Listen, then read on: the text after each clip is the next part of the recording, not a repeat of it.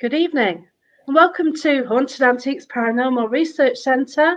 This is Paranormal Peeps, and tonight the guest is Barrie John. Hi, Barrie, how are you doing?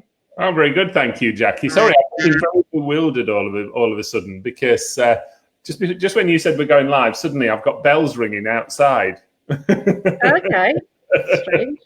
Where's that from then? Your garden or something? Yeah, some wind chimes, but they're not actually in the wind at the moment, and it doesn't look windy, but suddenly they've started chiming away just outside the back door. Oh, that's interesting. Right, usually when I sort of start speaking, I always sort of say some things about yourself. Who is Barrie John? Well, yeah, I mean, I'm happy to talk about myself. As you know, I'm a good talker, so you're probably hearing me. But I've been in the field now for 35 years. The last sort of 20 years for me, majorly in the public eye, in terms of paranormal mediumship, and obviously teaching and training people. But for me, it started at a very, very early age. And I always had this ability. I always knew there was something there that started to come forward. And I think it's interesting, really, that, as you start experiencing things in life, it almost wakes you up a little bit more to your abilities and to your whole sort of impact of it. So, who am I? Well, do you know what? That's a good question, really. I ask that sometimes, and I wonder what I'm doing. And I look at my field of mediumship, and I think, where am I? I think for me, I do it for a few reasons. I do it because I enjoy it. I do it because I want people to get comfort and support from it. But also, I want people to realize, that we are an element of professionals out there. We are professional people, and that we want things to happen. We want to prove to people that we're there all the time. So I find it really fascinating, and I always have. And obviously, it's covered me many, many sort of areas, from TV to radio to magazine columns. And working with some very, very well-known faces out there, and obviously the paranormal, which I have to mention. Yeah, you have to mention. Because the show's Paranormal Peeps. Exactly. Yeah, like you've worked with some amazing people. Like you often mention a good friend of yours, Colin Fry, as well, don't you? So, I've worked with so many of them, over the years, and you do lose track. I mean, I think the first time I worked with like This Morning or one of the morning programs was about sort of 2002, 2003. And really, that's when things started to wake up a little bit for me. That's when things started to happen. And then obviously ever since that, I've worked with some great names. I've worked with people like Colin Fry, Derek Acora, the Most Haunted team. Leslie Smith's a good friend. Richard Felix is a good friend. Even people like Johnny Ferrari are good friends. And always keep in touch. But the interesting thing from it is, it's not necessarily the people you've worked with. It's the people that you meet that makes a big difference to your life. Because through the event side, through the ghost hunts and through the mediumship demonstrations, I've met some amazing, amazing people, and people who have become good personal friends, people who I do, let's say I do trust, and that's amazing, really, when you're in this industry, because I have to say, I think it's a very much a dog-eat-dog industry at times. Yeah.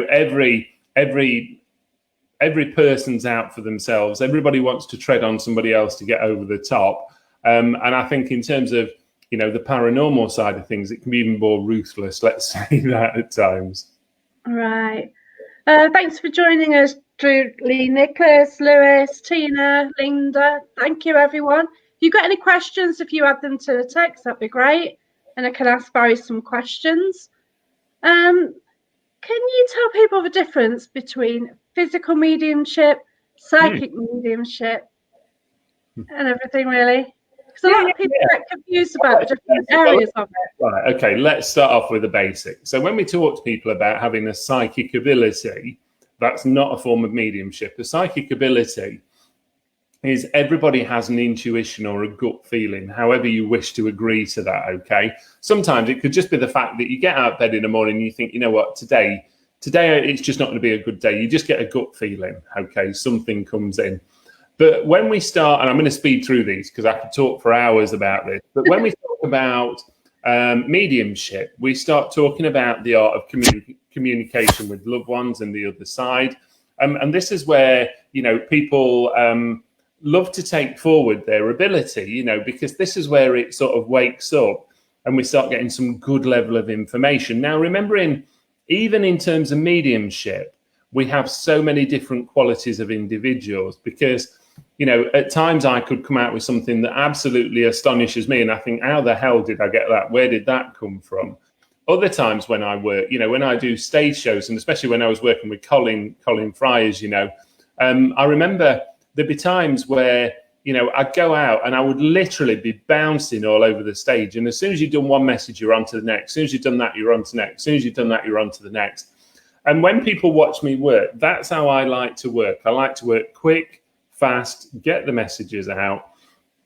And don't ask me why. That's just how the spirit world work with me. They literally keep it turning over. Now, when we start then moving forward, so we're going through many different stages of mediumship here. So we've talked about psychic. We've talked about normal mediumship, let's call it that. Then we can start talking about trance mediumship, which is where you get this ability of communication that physically starts taking place. On top of that, you get physical mediumship, okay? So physical mediumship, I've sat for physical now for 4 years, somewhere in the region of, with a private group. And what we do is we aim to get an element of materialization, you aim to get an element of presence, you aim to get an element of movement in the room, things happening, and things that none of us are involved with, let's say that. So, for me, I would be in a little bit of what we call, I don't want to say deep trance, I'll call it in a deep sleep state almost, where I'm out of it. And then lo and behold, we get a lot of movement around the room. And I mean, in terms of our physical, we've already had hands forming, we've had a baby cry in the room, and none of us have got children. I remember once, at the back of the room, out of the wall, everybody could see faces almost coming forward, as though somebody was putting the face into like a bed sheet almost and coming out of the wall. Gosh, wow. And we've had this, and we've had some terrific things happen, lots of taps, knocks. We've even had like babies rattles, because we have toys in the room for them to move and use.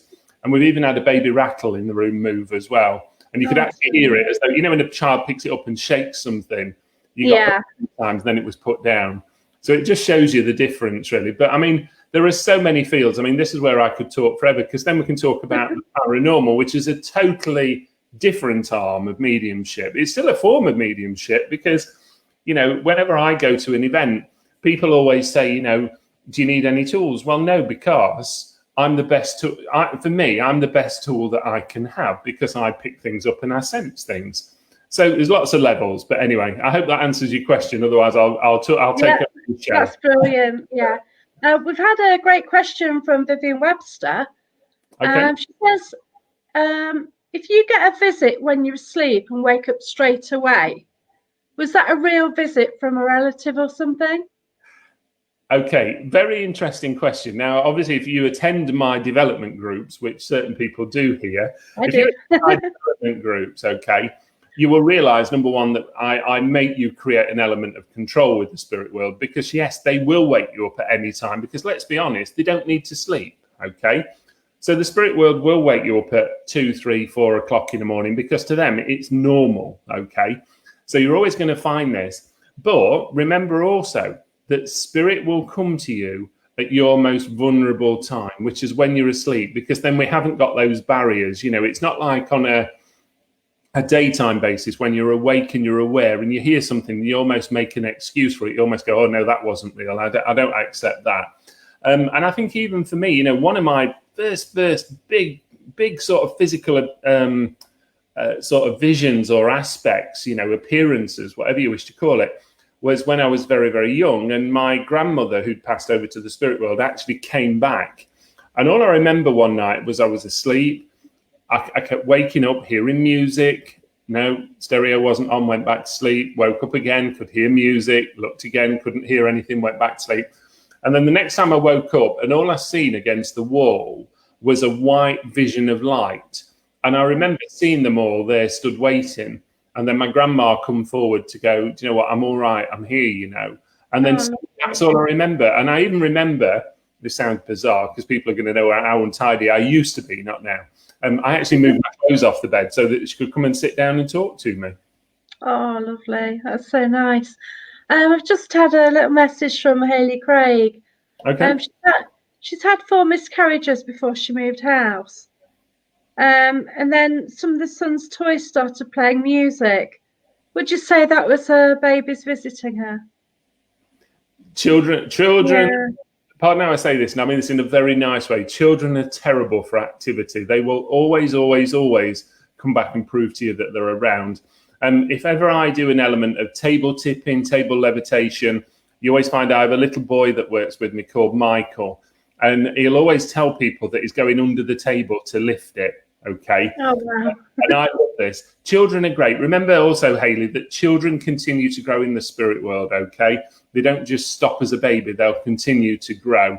And what will happen is when your later loved ones go over, so like, I don't know, if you've lost a mum, dad, grandma, granddad, the children very often go to them and I don't want to say are brought up by them, but are with them. Let's say that. Same as animals. Okay. Animals will always go to your loved ones in the spirit world as well.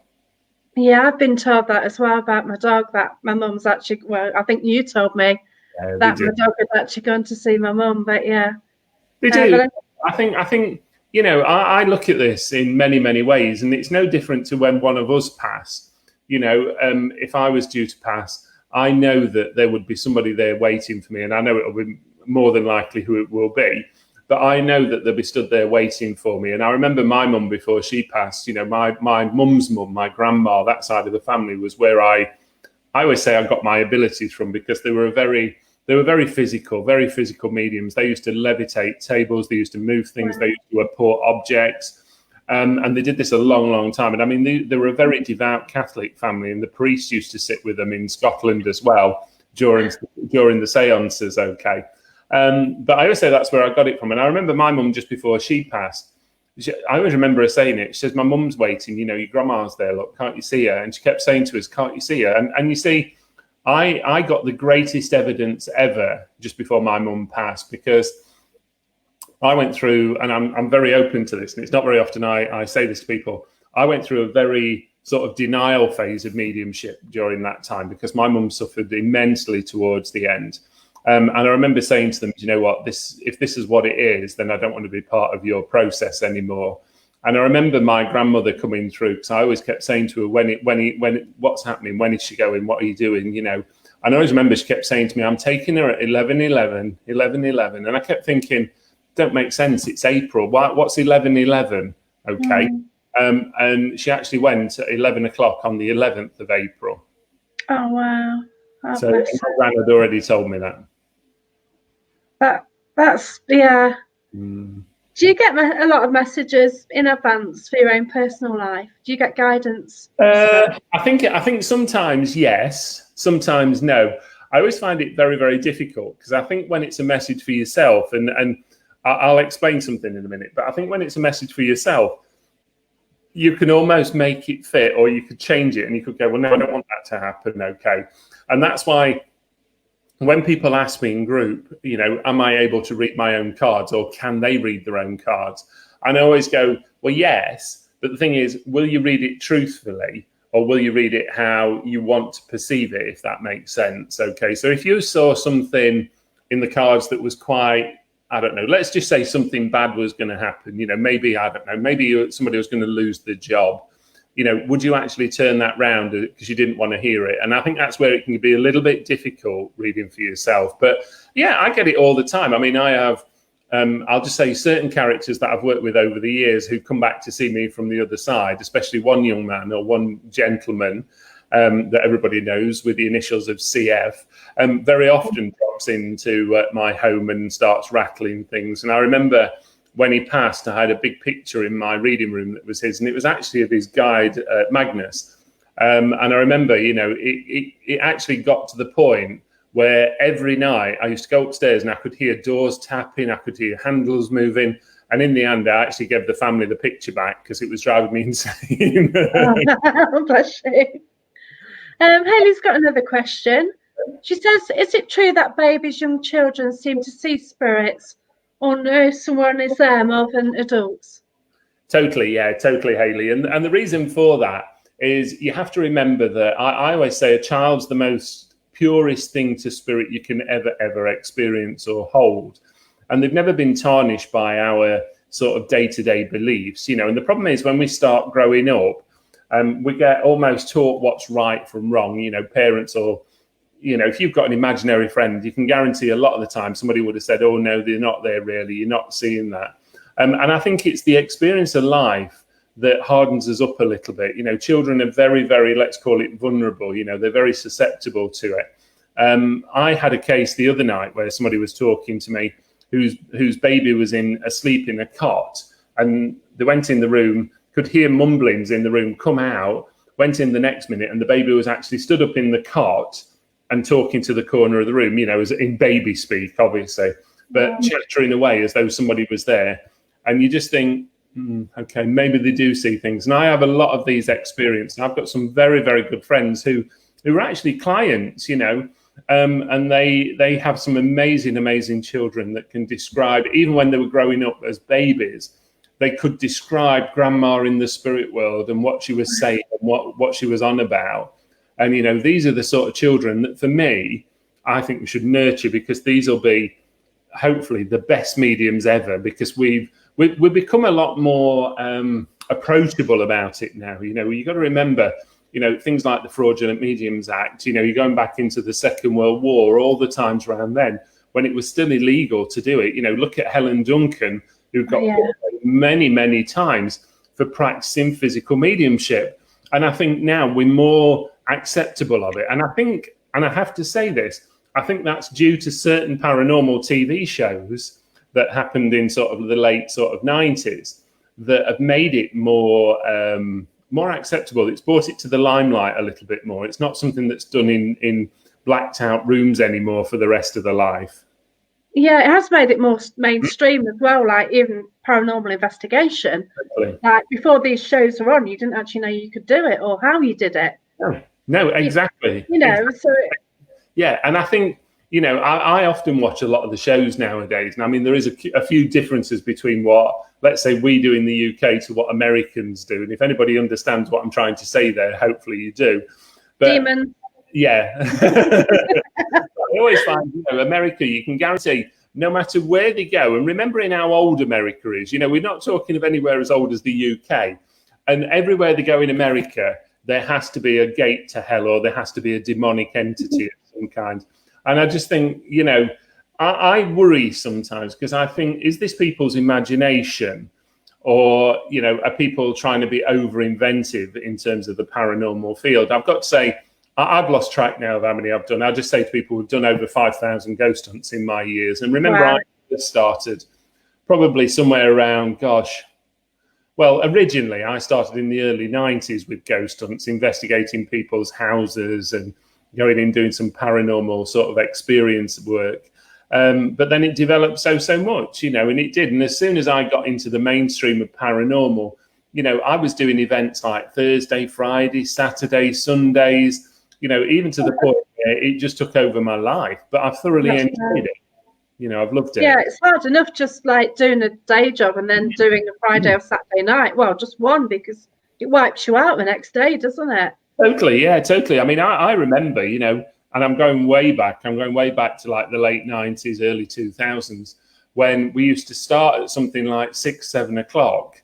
And we used to finish at 7, 8 in the morning with bacon rolls and sandwiches, and sausage sandwiches, you know. And then you'd also got all the other times when we used to finish at like 3, 4 o'clock. And then it always had to be the obligatory trip to McDonald's to get a breakfast cob on your way back or something. So we've all done it. We've all done that, you know. I mean, how many of us, you know, you get to that sort of midnight slot, I always say, you know, 12, 1 o'clock sort of time. And when you're on a ghost hunt, you automatically attack the biscuit barrel or the crisp bags because you're just so hungry. And it's all it is that your energy is beginning to drop. You know, you're beginning to get tired. The tiredness comes in. And, you know, it's that what we just have to appreciate on a ghost hunt. You know, keep yourself full. That's all I'll say. Yeah, any excuse, eh? Especially with cake. Yeah. All right, I've had a question from Lisa Hill. Can anyone develop contact with spirits, or do you have to be young? Oh, interesting question. Right. Okay. Very bluntly, my first response is anybody can do it, and that starts off with the psychic ability that everybody has. Okay. Everybody has. Now, if you choose to ignore that, that's up to you. But the psychic ability is just almost knowing things in advance. I always call it a bit of a mother's intuition, and people that understand that, you remember when mum knew when you were telling a lie or telling a fib, even before you'd said anything, your mum always used to go, I've got eyes in the back of my head, remember that, okay? And I always think that's the psychic ability side. But certainly, no, you don't have to be young. All that happens with youngsters and young children is, I call it, that they've not been susceptible to that sort of negativity, what all us have been, okay? So it's a very different field, but anybody can do it. And do you know what, Lisa, in terms of mediumship, I always think everybody has an element of ability. I think some of us shy away from it because of being fearful. But do you know what? I get a lot of comfort from it. I really do. And it's not comfort for me necessarily. It's comfort knowing that I've helped somebody. Yeah, to go with that, about 5 years ago, I started development, and I used to go on ghost hunts, and people would see things and they go, can you see that mist? No. Can you see that? No. And I always thought I'd have to get something, throw a brick at me for me to realise it was there. And yeah, I've been doing development about 5 years plus now, and you do get more open and you do pick more up. You do, and I think the more that, funny, we were just talking about haunted antiques, weren't we? And I admit I've never been, even though I've been invited a few times, and purely that's just due to a time thing. But you imagine the amount of objects that have been taken in there since they bought that, or since they've owned that place, and the amount of energy that's being added to it all the time, especially if they've got something that's had a little bit of a troublesome character attached to it. I think it's phenomenal. I really do. Yeah, it's just amazing what items. Before we went into this as well, I did go on Friday night, and there's this strange scratching around, and I know that there are some elementals running around the place. What do you actually think they are? Well, see, I have a couple of views on this, because people very often ask me, do I connect with alien sources? Do I connect with other worlds, out there? And no, I don't, because, and trust me, I'm not saying they don't exist. Number one, all I'm saying is number two, if they spoke to me, I wouldn't understand a word they were saying, because no doubt they've got their own form of language in some sort of way. But, I do suspect that there's something else out there. In terms of that, definitely, my view would be probably what I've just said, that the amount of objects that they're taking in, you don't know what's been attached to it or what's been taken with it. And I would say, for me, my view would be, I think it's an element of a spirit presence that's attached to something. It's no different to you.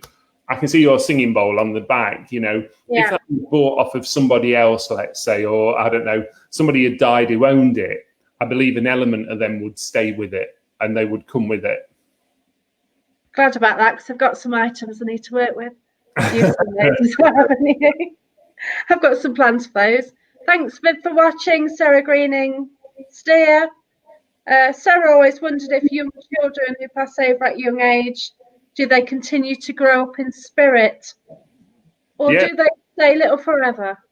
No, children will continue to grow. I had this a few minutes ago with Hayley, where, if a baby passes, very often we have stillborns, we have miscarriages, and they will go over and they will be almost brought up in some sort of way. So they'll mature. And what you find is very often children will come back, and children are normally the ones that cause the activity. Let's say that as well.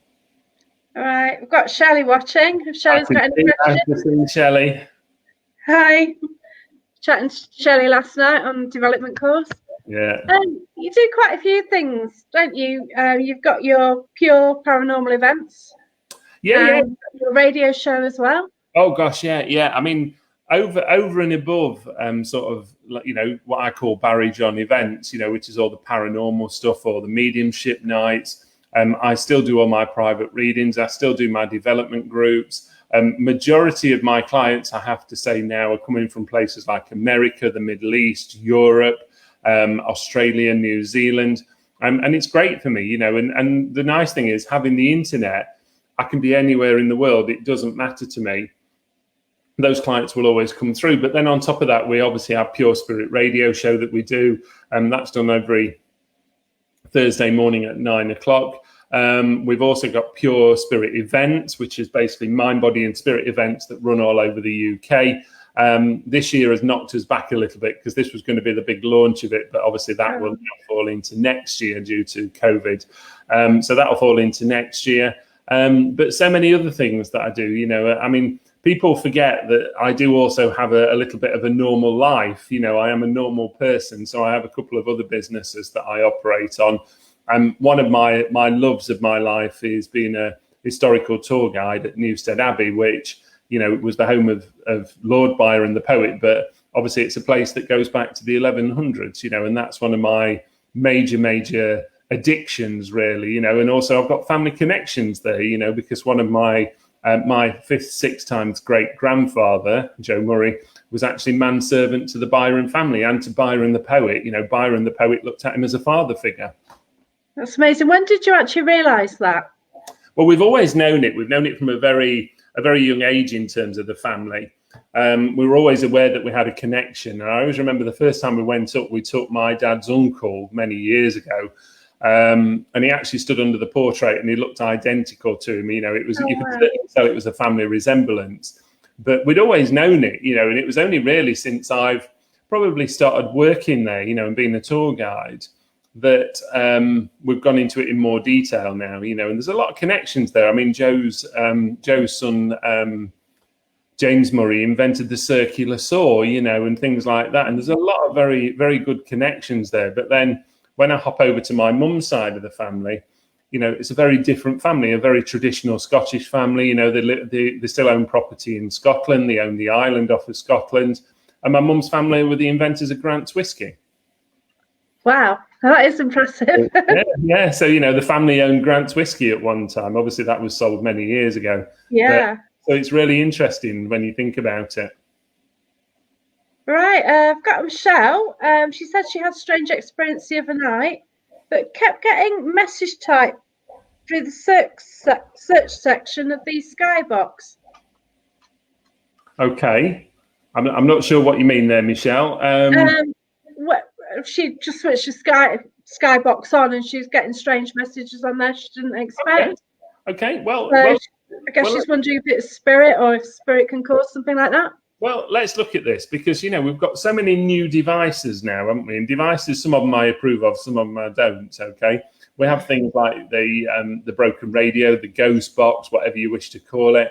We have the Ovulus. You know, there's so many things now that are coming out into the market. You know, let's be honest, when I started out, all we had was me and a K2 meter and some dowsing rods and a pendulum, you know, and the whole market now is all equipment based. And I think sometimes we get too hung up on equipment, okay? I think what we should do at times is go back to traditional values. But I need to add something onto that, because I also have a big belief that we need to prove things scientifically. And I think that needs to be done via the route of using a medium or a mediumship channel to prove that actually we're connecting with another source there, okay? And we do need that. I think we certainly do. I think in certain terms of Michelle's situation, if you are getting something like that, I would suspect it's probably a little bit like the ghost box or broken radio, whichever you wish to call it, where you're getting possibly an element of communication there. Hi, Annalise. Hi, Denise. Thanks for joining us, everyone. If you've got any questions to ask Barry, just add them to a text, then I'll try and ask them for you. I've just seen we've got one of my troubled partners in crime that's just joined the room now, Miss Smart. Denise. Myself and Denise, we worked on many events together. She's a very good dear friend of mine, a very good personal dear friend, but we worked on Compass Paranormal events together. Denise was the owner of it. And we had a fantastic time. And you know what, I've got to say, I've had some of the greatest experiences with them, because I always remember the one at Margam Castle where we had table tipping, and it was a table that must have been, gosh, I can't remember, 8 foot across, a big round table. And we had it vibrating and banging and tapping all over the floor with the soldier coming through. And I've always remembered that. And in fact, it's still on YouTube somewhere. I'll have to have a look at that then. Yeah, it's still on YouTube. Find it. Fantastic. Is that under your name? I think it might be under Compass. Denise will probably tell you. Right, okay, I'll have a word. If not, it's Compass Paranormal at Margam Castle. Wow, that sounds cool. Yeah. Sarah Edwards says she's heard names whispered in her ear in the night and they've woken her up. But when on investigations, she's had names come through into her head, which turned out to be relevant to the location. Does she have any abilities, or could it just be a coincidence? Well, I would firstly say yes, you have an ability, because I think everybody does. And if you're getting names that are connecting with venues, I think that's absolutely spot on. Remember, when I do a lot of shows over the years, even when I'm driving to a show, to a theatre show or a stage show, I'll get names. And when I'm working on that, and I get to the venue, if I start mentioning the names, now I always remember one. It was I can't remember the name of the theatre now, but it was down south with Colin. And I remember driving down and I kept getting George Barber, George Barber, George Barber. Lo and behold, when I got there, I said, I've got to get rid of this. And I just said, I've got a gentleman with me. And there was a lot more info, but a gentleman with me who was telling me his name's George Barber. And this woman just burst into tears and she said, that's my dad. Oh, wow. And I think he travelled with me all the way from home to her, to the theatre. Gosh. Yeah, I've taken mum and dad to a theatre before. That was a bit strange. Yeah. So I knew somebody was in my car, and then as soon as I got there, the medium picked up that I got a man and a woman around me. Yeah. So yeah, I took my mum and dad to a ghost hunt, which was quite surreal. So, well, I've lost track now. Denise has just confirmed that if you look under Compass Paranormal on YouTube and probably put in Margam Castle, you'll see the table tipping that we got. And that was a long, long time ago. That was probably 10, 11 years ago. It must have been now, something like that. Hi, Terry. Thanks for joining us. How do you suggest, if somebody wants to go down to develop, what should they do? I think, number one, come to me. Yeah, obviously. Number two, if you do want to develop, and you think you want to develop your ability, because I'm not going to say learn it, because you've got it anyway. It's just a matter of tuning into it. I always say to people, try your local sort of spiritualist church first of all. See how you feel with it. See how you connect with it. Most people nowadays have had a reading of some form or a connection of some form. I think that's a really, really good start. But you know what? Sit and develop it yourself. Do it at home. All you've got to do is, people that attend my course know that I do two things. We do meditation, and I talk about meditation, and then I talk of sitting in the power as well. But, either way, you can use it and you can go with it. It doesn't matter. But try and find somebody or a group, locally. You need somebody with an experience, first of all. Go to them, learn the experience, the knowledge of what you're doing, how it works. And then look at setting up a small group locally. You could even have it 3 or 4 friends and it'll work. But you just need to know which route you're going down to be able to learn it. But anybody can do it. Yeah, it is interesting. But I did find at one stage it's hard to find development lessons as well. And you actually offers them. But if you sort of go down, the routes you've said, then it helps. The difficulty that you find, we're going back to some of the sort of archaic days, really, where everything was always done behind closed doors. And it was done behind closed doors because it was illegal. You've got to remember that, okay? Once people start a group up, they tend to close the group and keep it as a closed group. And as you know, Jackie, I will never, ever close my groups, because I think you need an element of newness coming in all the time to turn the group over. So, go with it, see if you can find somebody locally, even going through your local church, ask them if they've got a development group to start you off. And what you find is people just start branching off and creating their own. That's brilliant. People often ask about spirit guides. Yes. So I understand that everyone's got a spirit guide, more than one. Can you say a bit about it, please? Well, yeah, I mean, I always believe we all have lots of guides. I mean, number one for me, I never bother with them. I never worry about them, if that makes sense. I'm not saying not bother with them. That sounds quite disrespectful. I have one character that's worked with me for many, many years, and like most people, is a Native American, and I've worked with him for many, many years. And he comes through straight away, and people very often when I'm working, they'll always say to me, who's that man behind you? He's like 7 foot tall. And I go, yeah, I know who he is. And he's always been with me. But, you've got to remember guides change. Family members pass over, and family members will come back as guides. They come back and support you and look after you. So we all have an element of guides. Sometimes it might be a child that you've lost. Sometimes it might be a mum, dad, grandma, granddad, an uncle, auntie. There are so many routes, or it could be somebody that you don't know at all. Yeah, it's definitely amazing to know that people are like looking out for you on Totally. the other side. Terry Coops basically says, read, and find your own inspiration and follow that. And if you don't fit with yourself, then grow, find another. Never stand still. Very true. Yeah, I agree with that. I think the problem is reading too many things will blow your mind, because you will find that everything will contradict things. I think the best way to do it is to go to a group and actually do it, actually learn it. Okay.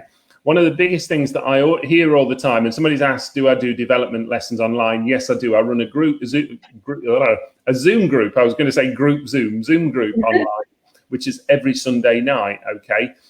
So I do that. And if you're interested, have a look, contact me on the website, or go to Barrie John International Psychic Medium on Facebook, and you'll see the poster. So yeah, in terms of Terry, you will always find that there'll be this huge contradiction of information. There always is, because it's individuals' interpretation of it. Yeah, because never isn't really a black and white on a lot of the sort of paranormal and spirit side. It's only people, the information they've received and how they sort of understand it to be as well, because they just might get it totally wrong. Totally. And I think in terms of anything metaphysical, you've got to experience it to feel it and sense it yourself, and until you've got to that point where you've felt spirit, or you've sensed spirit, or you've heard spirit, you never ever appreciate it. Well, I didn't. I was a skeptic until something happened, and it's like, oh God, they do exist. It happens. Yeah, it's quite a strange one, but yeah, it's brilliant. If you do get interaction with spirit, it is absolutely awesome if you've never had that before, but it can catch you out as well. I've had it many times. I always remember one time they got me at Plesley Vale Mills, and it's a long time ago. This is I'd love to go there. Probably 16, 17 years ago. And I remember I was on the top floor and I was walking around with a couple of colleagues. We were almost pacing the joint out before we started an event. And I remember going down this corridor and suddenly turning around a corner. And the only way I can say it to you is like somebody had ran a bus through me. All I felt was everybody looked at me and said, what's the matter? And I said, somebody's just walked through me. Oh, gosh. And I felt it. It felt like a bus had hit me, almost like somebody had hit me the opposite way. That's crazy. Yeah. And I still do it after all these years as well. Does anything ever scare you? Does anything ever scare me? It's difficult. I always think the fear of the unknown is what scares us all, and what's the fear of the unknown? Well, I was always brought up that, it's not the dead you've got to be fearful of, it's the living.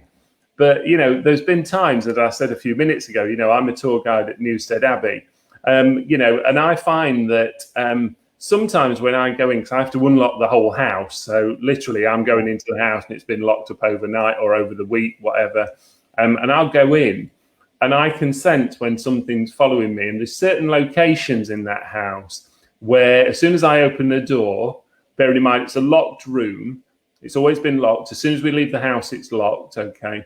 And I can always smell something in there. You always smell. I have to say, I think you smell spirit. I think the first thing that you get with spirit, you very often get a scent of some kind or a smell of some kind.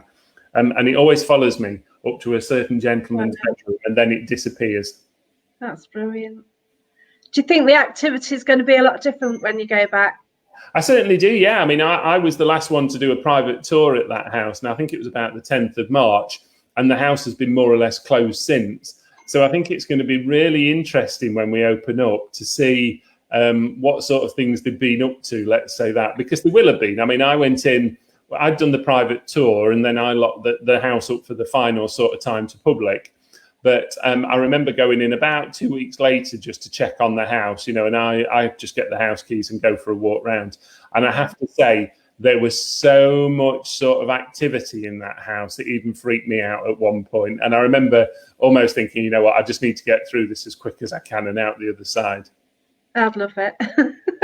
Maybe. Yeah, very true, very true.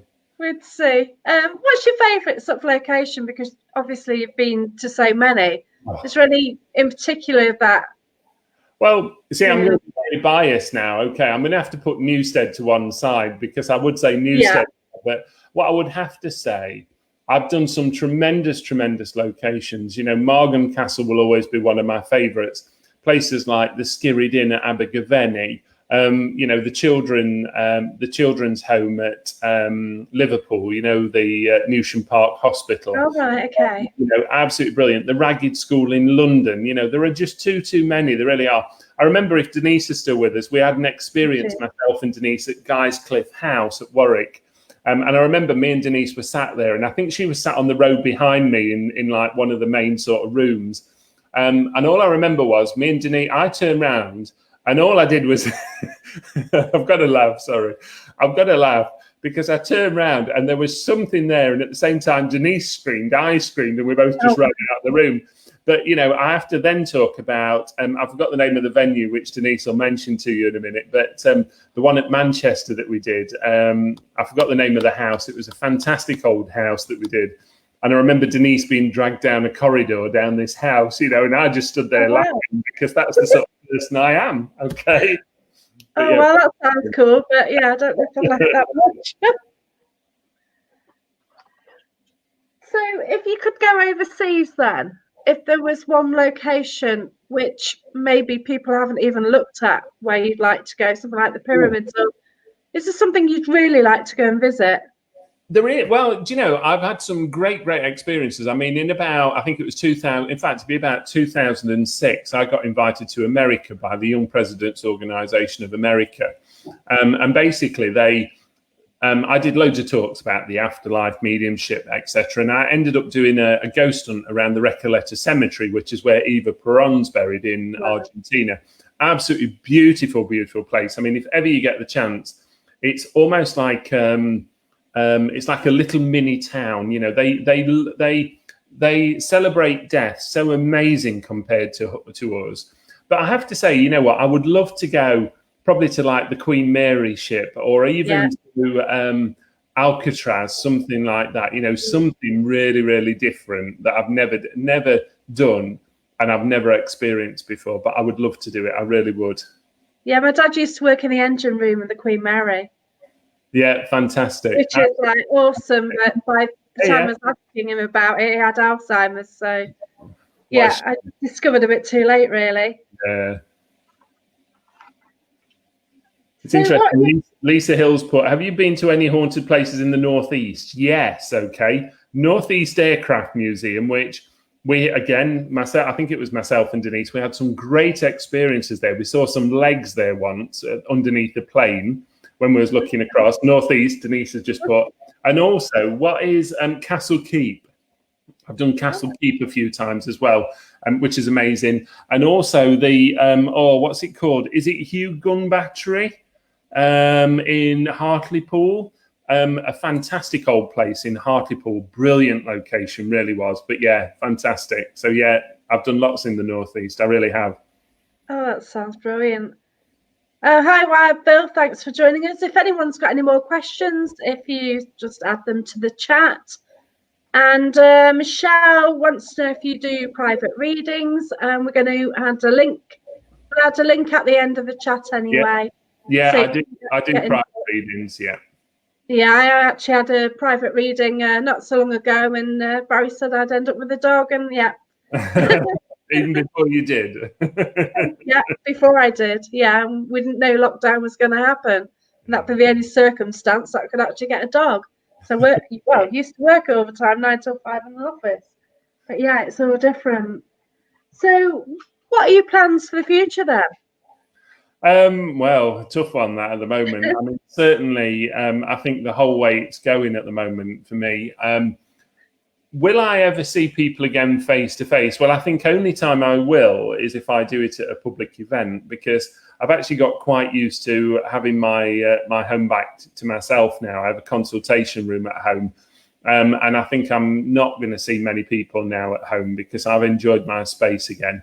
But I think, obviously I'll always be doing mediumship nights, private readings. We're getting more into Zoom now. So we're doing a lot of Zoom online workshops. We're doing a lot of lives online as well.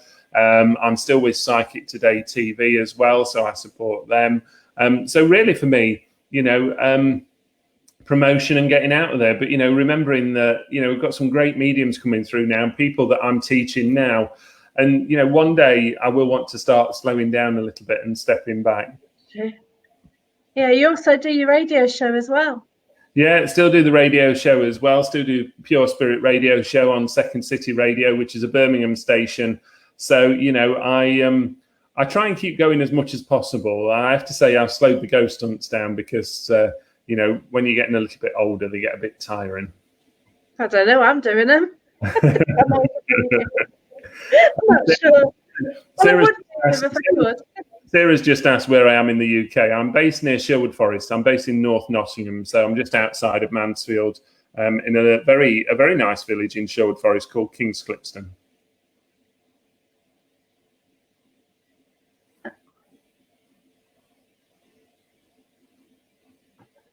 So, how do you think it's going to develop, sort of, with the paranormal now, with the current situation? I think there's going to be some amazing experiences to be had when we start opening up again, because I think a lot of these venues will have been locked up for quite some months now, and I think they probably are going to be very, very active. I think it'll almost be like opening up a door again, with all these spirits coming through. I think also, from a respect of mediumship and counselling, you're going to have a lot of people that are really struggling, because if you've lost a loved one during this period and you've not been able to be with them, you've not been able to be there to say your final goodbyes or to tell them what you thought, I think there's going to be a lot of people that are seeking advice, let's call it that, from mediums now going forward. But I think certainly things are going to be very, very active in terms of buildings when we start reopening them. Yeah, I did sort of nip into Haunted Antiques on Friday. I did a live there, and it was quite a different atmosphere. Yeah, that's very interesting. We've got Patricia Amphara joining us. Hi, Patricia. Another great medium. I've seen both Barrie and Patricia do trance mediumship, and both are absolutely amazing. Really are. Hayley wants to know how you can tell if a loved one is settled, happy after the past. Well, that's an interesting one, Hayley, because, the first thing I do is talk to them, and normally they tell me, they'll tell me if they settled or if they passed. I don't believe that spirit get lost in any way. I don't believe that they become earthbound. I think it's a choice what they have. I think very often if people have passed through due to traumatic circumstances, whatever that be, whether it be a car accident or whether it be a suicide condition, I think sometimes they can hang around and they want to come back to almost let people know, and almost relive again, all right, or be born and carry on the life. But I think certainly, you know what, spirit will tell you. They always will. They'll tell you if they're happy. They'll tell you if they're unhappy. They tell you what they're going through in their lives. But, the main thing is, what I want to know is, what do they know about you? Are they still watching over you? Can they give me any information? Can they give me any evidence about you to prove that they're still with you? And that's what we all want, isn't it? We want to know that even though our loved ones passed over, they're still there giving us that support and comfort. Yeah, it is lovely. You sort of do quite a role, really, and it's really responsible. I have to say, it's a very, very difficult role at times. And remember that, people forget this, remembering that in terms of mediumship and any sort of paranormal, we have to be insured for it nowadays, because there is a legality to it making us responsible. We have to be mindful of things that we say to people. We have to realize that sometimes people want a little bit more than mediumship. Maybe some people need an element of counseling or extra support. And that can be very hard, because when you're doing a mediumship reading for somebody, you have to know more or less when to cut the line and go, actually, I can't help you anymore. And, one thing I always say to any of my clients, do not keep coming back to see me, because this is mediumship. This isn't counseling. This is mediumship. And people will try to do that. They'll try and come back and live the life via a medium. And I go, no, that's not the way it should be done. It's also difficult, like if you get something which is really bad news, it's actually how you sort of tell a person that and how far you go on that as well. Well, it certainly is, yeah. And I mean, we have to be mindful. And the way that I always look at it is, I want somebody to leave me, you know, in whatever circumstance, whether it be me putting the phone down or you know, ending the Zoom call, or if they do come to me at home and they leave my consultation room or my office, that they're walking out of there feeling good. The last thing you want to do is to leave somebody in a position of upset, emotional turmoil, and to also make them do something to themselves. I mean, I remember hearing a story about 2 years ago now, where somebody went to see a medium, and it got back, because it does the circuit, and it got back to me where he basically told them that they were going to commit suicide, and he even told them the way to do it or how to do it. And I thought, that's not a responsible medium. We shouldn't be doing things like that. What we should be doing is, if we pick something up like that, we should actually be almost referring somebody on to let's say a specialist service of some kind, to give them that aid of help or that comfort of help. Yeah, that's right, because some people do have sort of mental health issues as well, don't they? And it's sort of that desperate for something, you know, and then they sort of come and see you wanting something, wanting a positive answer, and it's not always possible, is it? See, this is where it's a very, very fine line in terms of paranormal, because I remember many years ago there used to be so many paranormal groups set up, and they used to go into people's houses, and they never used to check things like people's mental states, conditions, what they were going through, what medication they were on. And the thing is, to go into somebody's property and suddenly tell them that it's haunted and to leave them with it, I mean, you imagine the fear factor, what that's put onto a family, especially if they've got children living there, for instance. And we always have to remember things like that. Yeah, that's right. I've been to a couple of houses, and well, one was a couple of paranormal friends, so you know, it's a different kettle of fish. But if it is family who's got issues, then there's a big responsibility, not only put on me, but any sort of paranormal group, anybody who's involved with the paranormal, you know, research side of things. We all have a responsibility to protect people and to support them. Yeah, that's right. We've got Nick. Thanks for joining us, Nick. It's first time on the channel. Hope you join us all again. We have a show on most nights, so if you just look at the page, you'll see more about what we do. What's your opinion on Ouija boards? Now, Justin Matthews says he owns one, but he won't mess with it. Why? Use it. I've used Ouija boards from about, 12 years of age, okay?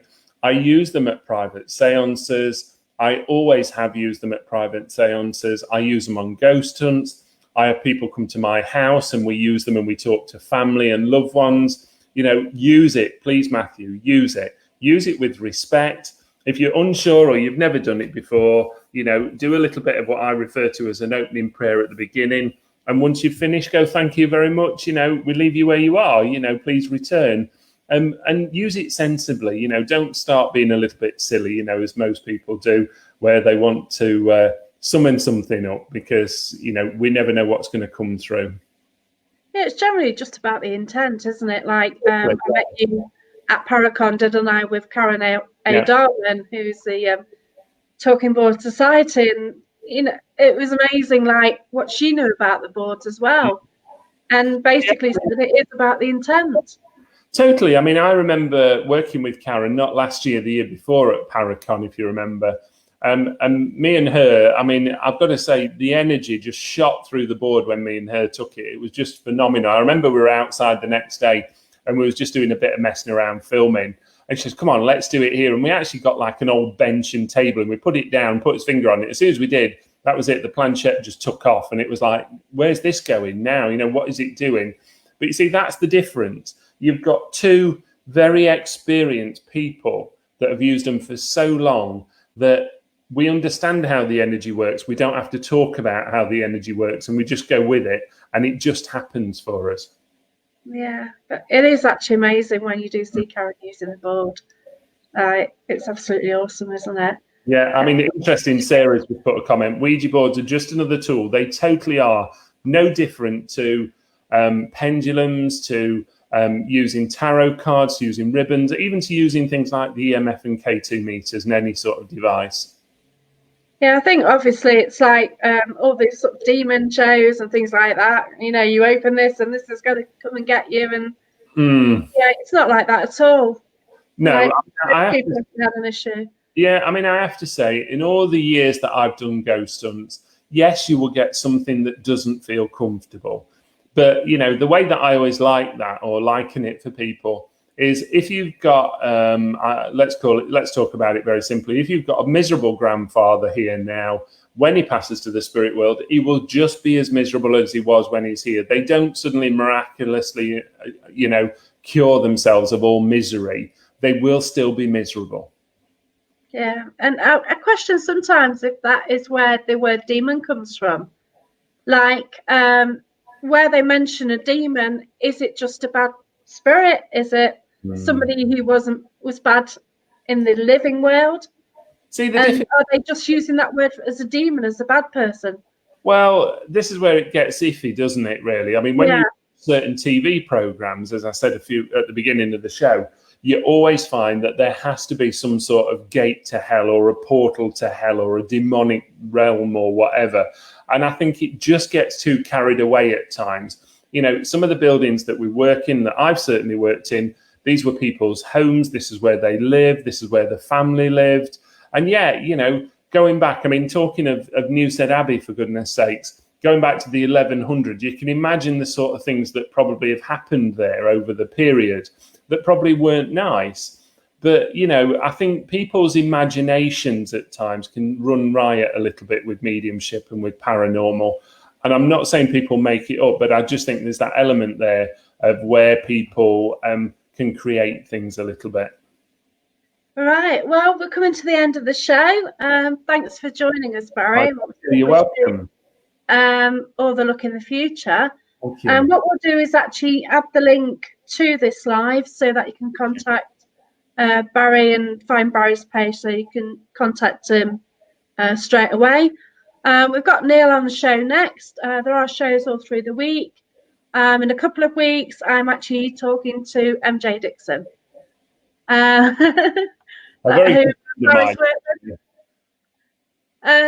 yeah, thanks for joining us, and goodbye, everyone. Thank you. Everybody, take care. Thanks again. Thank you.